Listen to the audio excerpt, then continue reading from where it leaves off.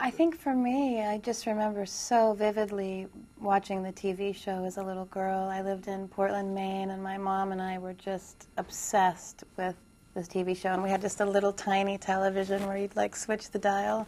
I'm that old. No. I guess it was in the early 80s, you know, and I just remember really loving the TV show a lot and really loving Bill Bixby and just the idea of this man who is so kind and so, you know, desperately looking for a connection and friendship. And every time he gets to a new place and he reconnects with someone or connects with someone and starts a life for himself, some situation arises where he becomes the Hulk. And it's always to rescue someone and be the hero, but he's often seen as villainized in some way and seen as the bad guy, so he has to choose to leave. And that shot of him walking down the road with his sort of backpack and the ultimate loner, you know, I really liked that.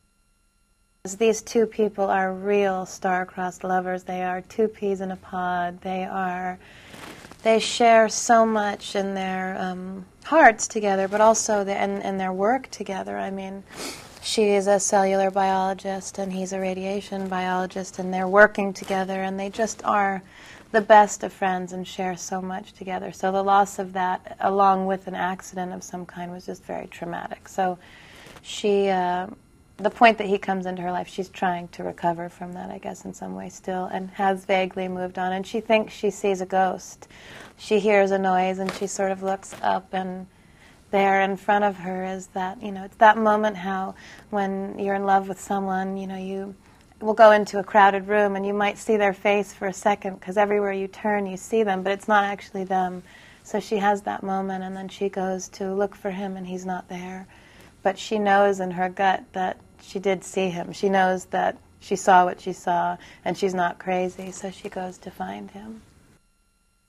It's that point where you've been living with the stress and the anxiety and the terror of the guilt of something you've done, and then you see someone that you know so well, and they're like, wait a minute, you're really, you know, making this all about, you know, like you're putting too much pressure on yourself. You're rewriting history.